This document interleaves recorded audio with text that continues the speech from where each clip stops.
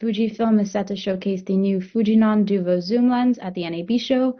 The native PL mount dual format lens supports two types of large image sensors and specializes in shallow depth of field while maintaining ease of broadcast lens operation, according to the company. So, Philip, can you talk to us about this? Yeah, over the last probably 10 years, there's been this movement within the broadcast space to change the look. We want to change the look. The typical two-thirds inch sensor, broadcast lenses are parafocal, which means once you focused on something, if you zoom in and zoom out, it's the same focus.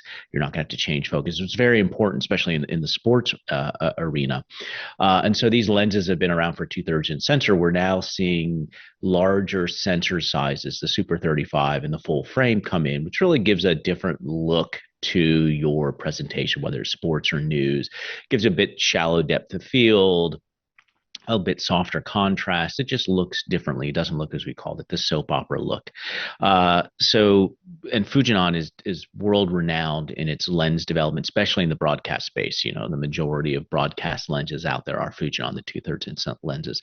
So this is, taking that technology, that knowledge, and putting it into a PL mount based lens, which now supports larger sensors, as we're starting to see companies move to using things like red digital cinema cameras or Sony cameras, cinema cameras in news production.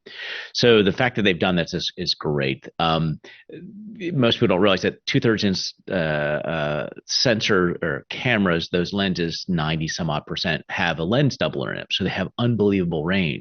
So what it appears Fujinon's doing here is using that same knowledge and capability to produce a lens that supports two different sensor sizes.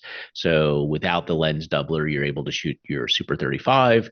And then if you have a full frame, you flip in the 1.5 lens doubler teleconverter. And now all of a sudden you have a lens that supports a full frame sensor. Or you have the doubling of the range on a Super 35. So interesting to see them moving into that technology.